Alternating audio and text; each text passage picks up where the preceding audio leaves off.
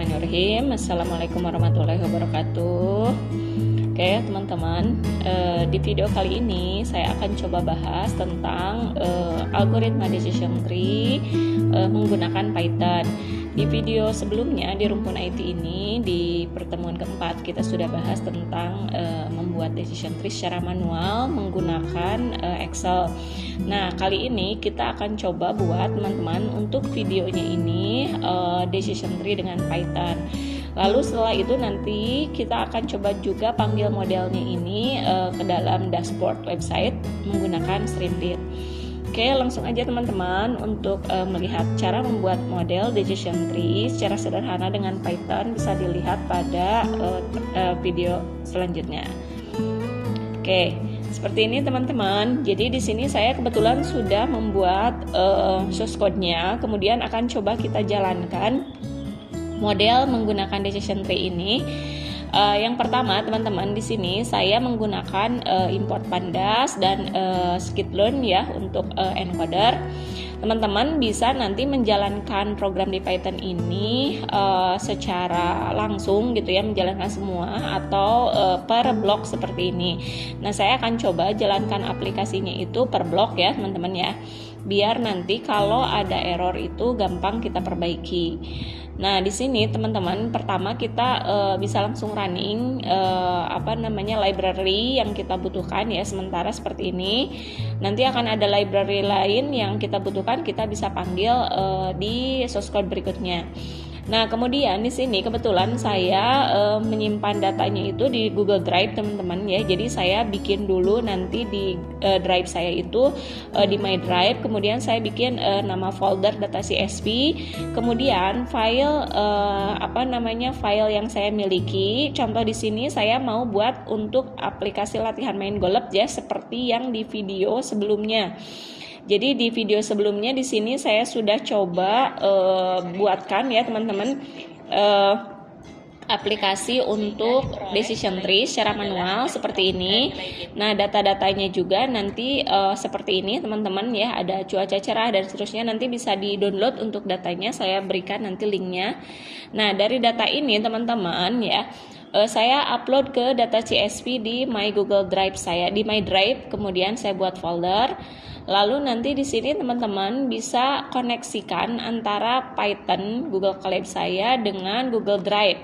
Pastikan Google Drive-nya ini email yang dimilikinya sama gitu ya dengan tempat saya naruh file. Kemudian kita koneksikan seperti ini teman-teman. Oke. Nah, nama file saya di sini kebetulan namanya adalah golf ya, teman-teman ya. Jadi saya di sini sudah simpan file namanya golf seperti ini, golf.csv ya. Nah, seperti ini di file saya. Oke, kita tunggu dulu teman-teman, ini masih loading. Jadi nanti ketika filenya sudah saya simpan di Google Drive, ketika saya panggil di sini teman-teman, jadi saya panggil pandas read CSV. Jadi drive, my drive, data CSV, kemudian nama filenya apa gitu ya. Jadi di sini saya panggil nama filenya tadi golf. Nah, sehingga nanti file yang saya miliki itu sudah terbaca di dalam Google Colab saya seperti ini teman-teman. Kalau teman-teman mau nyimpen di GitHub juga silahkan ya, nanti berarti di sininya disesuaikan. Atau mau di file di sini juga secara lokal gitu ya, tinggal di-upload ke sini filenya silahkan. Tetapi biasanya kalau yang di sini tuh temporary, nanti akan terhapus gitu ya setelah berapa jam. Nah, jadi kalau saya untuk mengamankan datanya, saya simpennya di data CSV di Google Drive. Nah, data yang saya miliki seperti ini, teman-teman. Kemudian di sini seperti biasa untuk mengecek gitu ya data saya ini. Kalau ini kebetulan datanya sedikit, kalau nanti datanya banyak gitu ya, kita bisa lihat dulu di sini bahwa informasi dari data saya tuh kan ada cuaca, suhu, kelembaban, berangin, sama main ya teman-teman. Jadi nanti kelasnya itu adalah kelas main yang saya miliki, apakah akan main atau tidak gitu ya. Nah, di sini data yang saya miliki itu adalah 14 ya. Jadi dari 0 sampai 13 berarti saya punya 14 record data. Kemudian di sini saya juga ingin mencoba mengecek apakah data saya ini ada duplikat atau tidak ya teman-teman ya. Nah, kebetulan di sini data saya tidak ada duplikasi data, sehingga data saya ini aman, bisa saya gunakan. Kalau nanti teman-teman ketemu dengan data yang duplikat, di sini jumlahnya lebih dari 0, berarti teman-teman harus hapus dulu data duplikatnya. Oke, kemudian di sini saya akan coba lihat data saya kembali ya. Di sini adalah data yang saya miliki tadi. Nah, kebetulan di decision tree ini teman-teman, kita akan ubah dulu atau encoder namanya ya, di encode dulu datanya. Jadi kalimat-kalimat seperti kata cerah, berawan, hujan ini akan kita ubah menjadi angka ya. Nah, kita bisa menggunakan namanya encoder teman-teman. Jadi nanti di sini kita akan ubah kata-kata di dalam atribut yang saya miliki menjadi angka 0, 1, 2 dan seterusnya sesuai dengan kebutuhan gitu ya. Nah, di sini saya menggunakan encoder teman-teman ya. Jadi di sini tinggal kita klik encoder dari data, kemudian kita tampilkan kembali datanya. Nah, di sini data yang saya miliki tadi seperti cuaca gitu ya, cerah, berawan, hujan. Cerah kita ubah di sini menjadi 1, kemudian di sini berawan kita ubah menjadi 0 dan hujan menjadi angka 2. Nah, suhu, kelembaban, berangin, dan main semuanya kita ubah dulu, encoder dulu menjadi bentuk angka seperti ini teman-teman. Kemudian nanti kita juga akan melihat gitu ya teman-teman, di sini korelasi dari data gitu. Nah, dilihat di sini kita menggunakan Seaborn, kemudian Matplotlib ya. Kemudian kita akan gambarkan peta heatmap-nya. Nah, kita gambarkan dulu seperti ini teman-teman. Jadi ini adalah korelasinya antara atribut satu dengan atribut yang lain gitu ya, terutama untuk main. Nah, kalau kita lihat di atribut main teman-teman, di sini angka yang paling tinggi berkorelasi itu adalah angka kelembaban minus 0,63. Nah, angka minus ini menunjukkan bahwa korelasinya negatif, artinya kelembabannya itu semakin tinggi, berarti kan untuk peluang mainnya itu semakin rendah gitu ya. Nah, di sini kita lihat berarti yang paling berpengaruh itu adalah kelembaban. Untuk variabel yang lain ini pengaruhnya sedikit, tetapi tetap akan kita gunakan ya teman-teman untuk contoh studi kasus yang di sini, karena kebetulan data yang kita miliki juga sedikit dan atributnya juga sedikit. Nanti kalau teman-teman menggunakan data atau atribut yang banyak, misalnya mau dipilih atribut yang paling berpengaruh atau berkorelasi saja, silahkan gitu. Oke, kalau misalnya kita lihat di angka, korelasinya seperti ini teman-teman ya. Jadi tadi kelembaban ini korelasinya terhadap main itu sangat tinggi ya, jadi 0,63.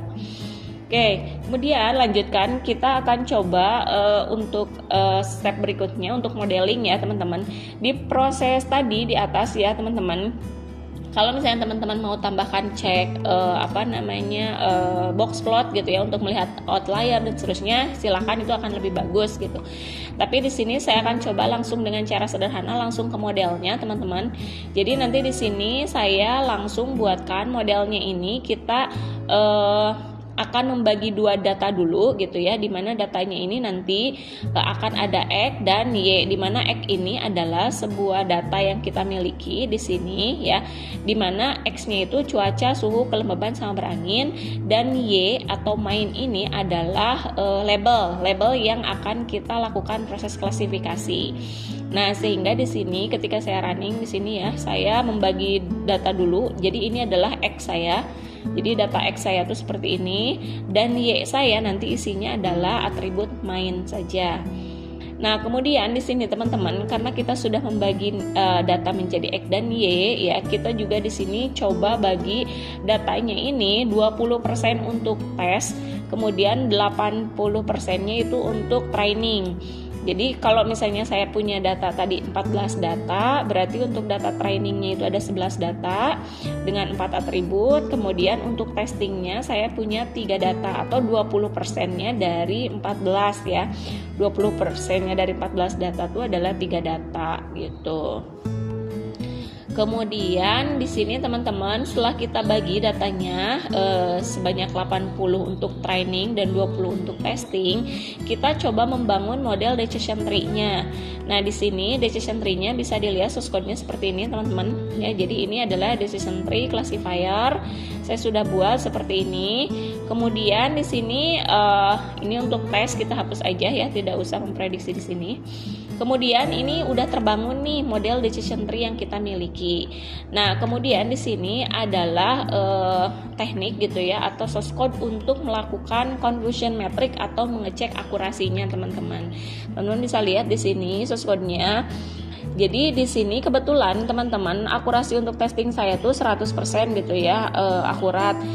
Sebenarnya jarang sekali kalau untuk klasifikasi itu nilainya itu 100. Ini kebetulan data testing saya itu hanya 3 data dan kebetulan dari 3 data ini tidak ada yang meleset teman-teman. Tidak ada yang meleset itu dalam artian kita lihat di sini. Kalau misalnya saya buat model ya, jadi dari 3 data saya ini teman-teman, ketika model memprediksikan satu data itu harus tidak main, maka dia tidak main. Dan 2 data juga true gitu ya, prediksinya itu adalah 1, maka di sini juga true labelnya juga 1 gitu, sehingga data ini tidak ada yang salah. Kalau ada yang salah di sini mungkin ada angkanya, di sini ada angkanya. Nah, sehingga di sini akurasi saya memang bernilai 100 gitu. Karena memang datanya hanya sedikit ya, yang jadi testing cuma 3. Oke teman-teman, setelah ini kita akan coba model ini kita dump gitu ya, supaya nanti model yang saya bangun ini bisa terkoneksi ke Streamlit. Nah, nanti teman-teman bisa tinggal dibuat seperti ini, import joblib. Saya kebetulan pakai joblib. Kemudian kita running. Nah, nanti akan muncul nama file saya itu adalah DTAA model seperti ini. Nah, nanti teman-teman tinggal ambil aja di sini DTAA model. Nah, di sini teman-teman tinggal klik, kemudian bisa diunduh ya, di-download datanya. Seperti ini, teman-teman. Nah, nanti DTAA model ini teman-teman kita akan coba gabung. Nah, ini kebetulan masuk di download saya, ini namanya DTAA model. Nah, pertama teman-teman untuk membangun aplikasi websitenya, teman-teman di sini buka VS Code-nya dulu. Nah, seperti ini. Jadi kebetulan saya juga di sini sudah buatkan untuk VS Code. Nah, VS Code-nya ini saya beri nama dt.py teman-teman. Nah, dt.py ini pastikan nanti teman-teman simpan di dalam file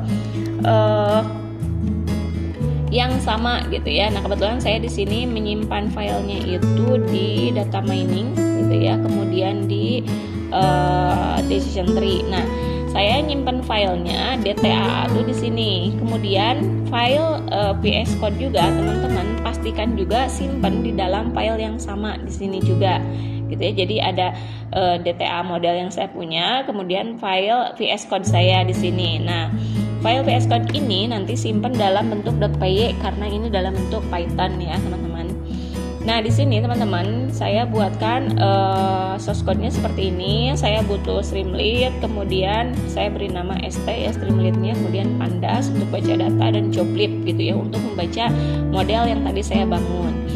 Nah, di sini teman-teman, model path-nya saya buat DTAA model, sesuaikan nama ini dengan nama model yang ada pada Python saya tadi.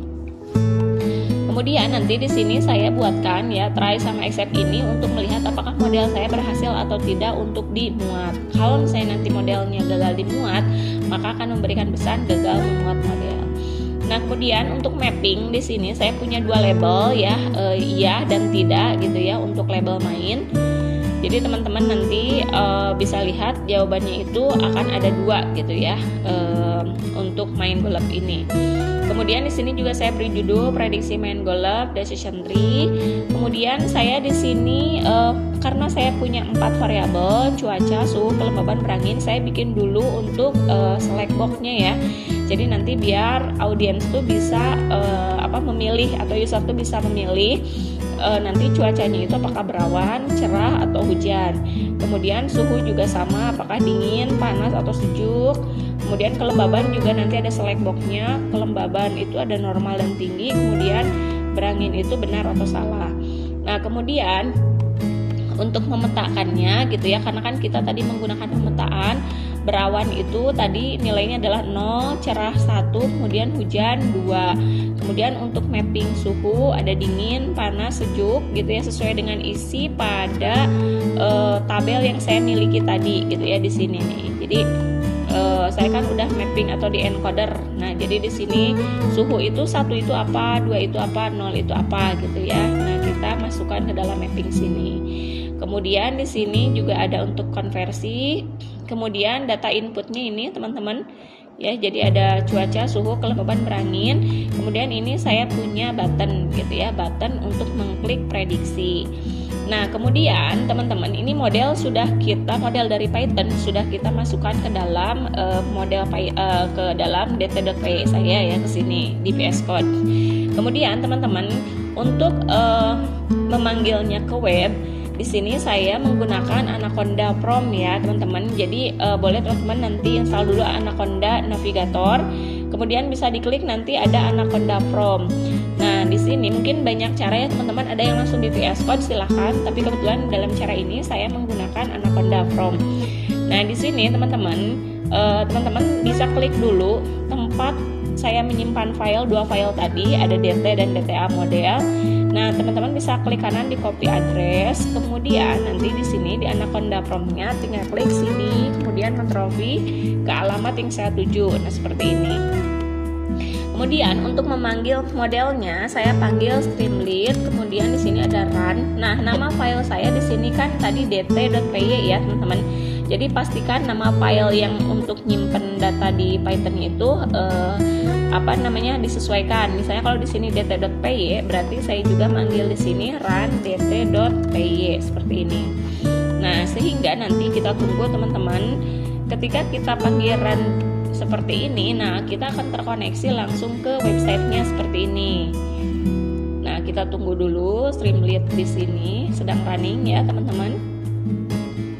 Nah, di sini teman-teman sudah muncul nih aplikasi prediksi main golf dengan model decision tree sesuai dengan tadi yang kita buat di sini nih. Jadi aplikasi prediksi main golf model decision tree. Nah, tampilan dashboardnya ini teman-teman, kita sudah diberikan pilihan nih, cuacanya berawan, misalnya suhunya dingin, kelembaban normal, dan beranginnya benar atau tidak. Misalnya kita ubah di sini kelembabannya tinggi gitu ya, suhunya misalnya di sini dingin atau panas deh, kita akan coba panas. Nah, di sini kita akan prediksi. Nah, ini adalah hasil prediksi main golf saya, apakah ia akan bermain atau tidak ya teman-teman. Jadi kita sesuaikan. Nah, kalau misalnya kita lihat kemarin di materi sebelumnya gitu ya, bahwa kita itu dihitung decision klasifikasi itu ada kelembaban kalau normal gitu ya. Kalau kelembaban normal itu jawabannya prediksinya itu selalu iya gitu ya.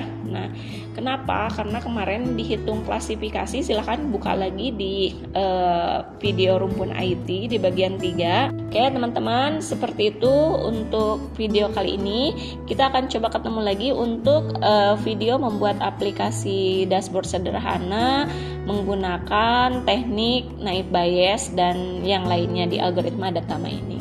Oke, sampai jumpa teman-teman di video selanjutnya. Terima kasih, selamat sore. Assalamualaikum warahmatullahi wabarakatuh.